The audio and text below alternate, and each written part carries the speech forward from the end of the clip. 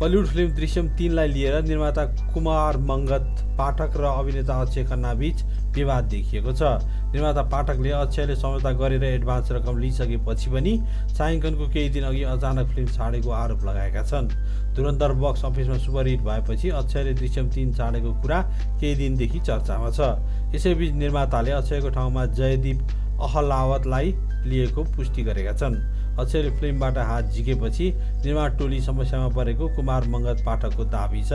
निर्माता पाठकले अक्षय खन्नाको व्यवहारलाई अव्यावसायिक भन्दै आलोचना गरेका छन्।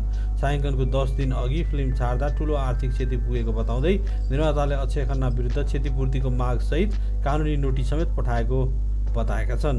निर्माता कुमार मंगत पाठकले भनेका छन्, उनको व्यवहारका कारण हामीलाई ठूलो आर्थिक घाटा भयो। म कानुनी कारबाहीमा जाँदैछु। पहिले नै कानुनी सूचना पठाइसकेको छु। उनले जवाफ दिएका छैनन्। निर्माताले अक्षय बीच के विषयमा मतभेद भएको हो भन्ने बारे बलिउड हंगामासँगको कुराकानीमा खुलाएका छन्। उनका अनुसार अक्षयले पछिल्लो समय फोन उठाउन समेत छाडेका थिए। उनले अक्षयसँगको विवादको पारिश्रमिकलाई लिएर नभएको बताए। उनका अनुसार पारिश्रमिकमा सहमति भएपछि सम्झौता भएको थियो। अक्षयको कस्ट्युमका लागि समेत भुक्तानी भइसकेको अवस्थामा अचानक फिल्म छाडेको निर्माताको आरोप छ। उनका अनुसार अक्षयले आफ्नो भूमिकामा लागि विग प्रयोग गर्न जोड दिएका थिए, तर फिल्मको निर्माता र पात्रको यथार्थताका कारण निर्देशक अभिषेक पाठकले त्यसलाई उपयुक्त ठानेका थिएनन्। अक्षयले सुरुमा यो विषयमा सहमति जनाए पनि पछि फेरि विगकै माग दोहोऱ्याएको निर्माताको भनाइ छ।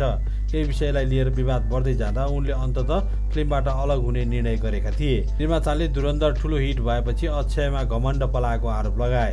उनले भनेका छन्, दृश्यम फ्रेन्चाइजको नेतृत्व अजय देवगनले गरिरहेका छन् भन्ने कुरामा पनि ध्यान दिनुपर्छ। छावा अक्षयसँगै विकी कौशलको फिल्म हो।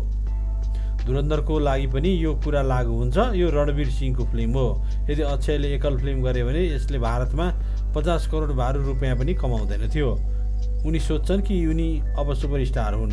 सफलता उनको दिमागमा पसेको छ।